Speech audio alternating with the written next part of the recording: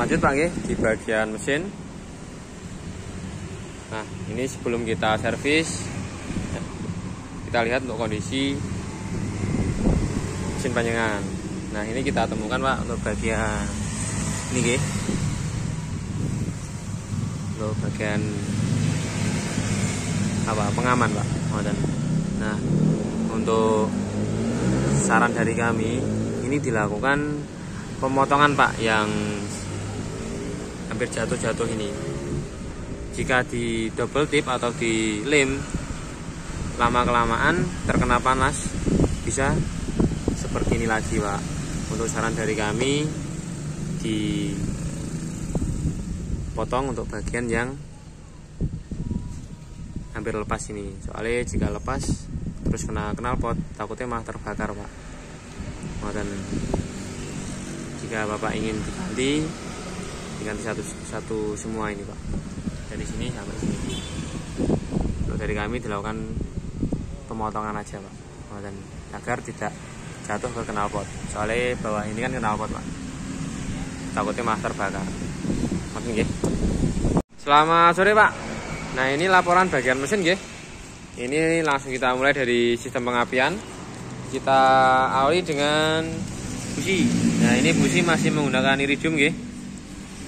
Masih bagus, elektroda masih. Terus bagian koil. Nah, ini tidak ada tanda-tanda misfire. Secara visual tidak ada tanda-tanda misfire. Nah, 4-4 ya Pak. Dan untuk filter udara ini masih bersih ya. Nanti kita bersihkan lagi. Ini masih oke. Lanjut di bagian pengecekan Pak ya, dari semua komponen mobil. Bisa dari wiper, terus lampu kota, lampu utama, hazard, dan lain-lain. Nah, yang pertama dari interior Pak ya. Interior tadi sudah kita perbaiki. Nanti kita coba ganti lampu nggih. Untuk hasilnya gimana? Untuk power window ini dari switchnya nggih, dari switch yang sebelah kanan. Untuk dari penumpang aman, switch dan motornya. Terus di bagian oli mesin ini belum kita hijau, nanti kita ganti. Sekalian mau menginformasi Pak untuk filter oli. Nah, di gantungan riwayat penggantian oli, nah sebelumnya kan belum ganti filter oli, dan sebelumnya lagi sudah ganti filter oli. Nah, lebih baik untuk penggantian filter oli itu satu kali, terus semisal satu kali belum ganti, selanjutnya penggantian oli harusnya ganti. Untuk lebih baik untuk riwayat sebelumnya belum ganti nggih untuk filter oli, kita sarankan untuk penggantian filter oli. Lanjut di bagian air radiator. Nah, ini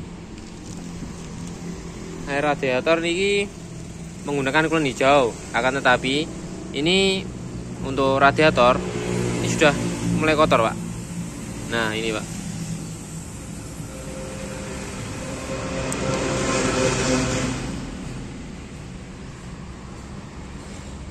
Nah, kelihatan Pak nggih.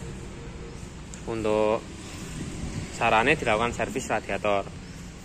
Nanti kita cek ada yang mampet atau tidak, dan kita lancarkan untuk sirkulasi bagian radiator. Untuk radiator saran servis nggih. Terus lanjut di bagian kebocoran oli. Nah, ini ada beberapa kebocoran oli Pak dari atas. Nah, ini bagian atas. Terus bagian samping. Nah, yang lumayan parah ini bagian samping Pak. Nah, itu Pak. Nah, untuk saran perbaikannya dilakukan perbaikan bocor oli. Untuk bocor oli tidak terlalu urgent Pak, akan tetapi lama kelamaan oli berkurang. Nah, contohnya ini Pak. Nah, ini kan kita cek.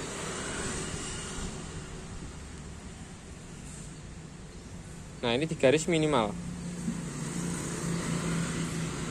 Biasanya kalau kita itu ngisinya di batas maksimal ini Pak.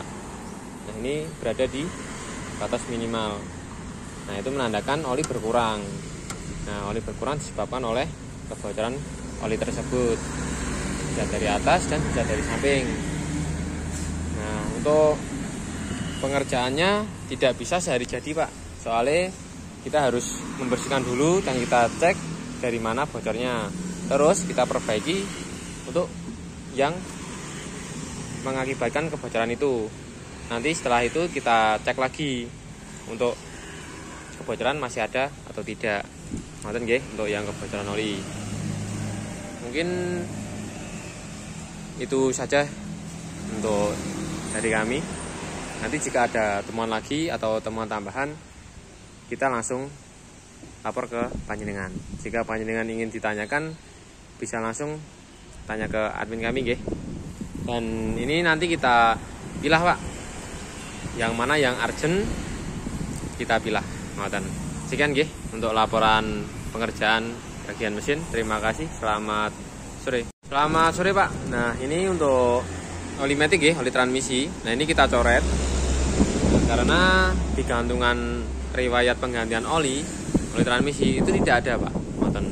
Ini kita konfirmasi ke panjenengan untuk oli matic terakhir penggantian itu di bulan apa dan kilometer berapa.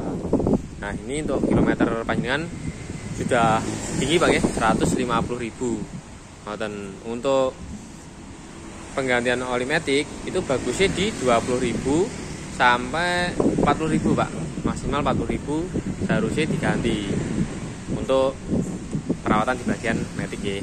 Dan ini kita konfirmasi ke panjenengan untuk oli matic terakhir penggantian di bulan apa dan kilometer berapa. Soalnya di gantungan riwayat itu tidak ada. Jika belum dilakukan penggantian, alangkah baiknya dilakukan penggantian Pak. Soalnya itu termasuk perawatan dari dalaman matic. Ngoten nggih. Sekian untuk laporan pekerjaan mobil Mazda Panjenengan. Terima kasih. Selamat sore. Sama tambahan lagi Pak, di bagian semprotan washer tidak bisa.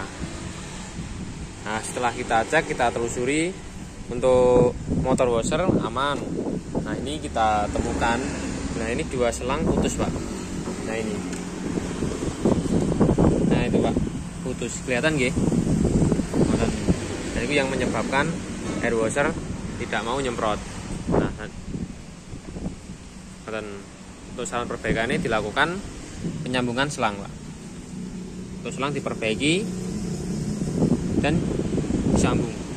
Dan jika ada yang mampet diperbaiki. Sekian Pak untuk laporan pengerjaan mobil Mazda Panjenengan. Terima kasih. Selamat sore.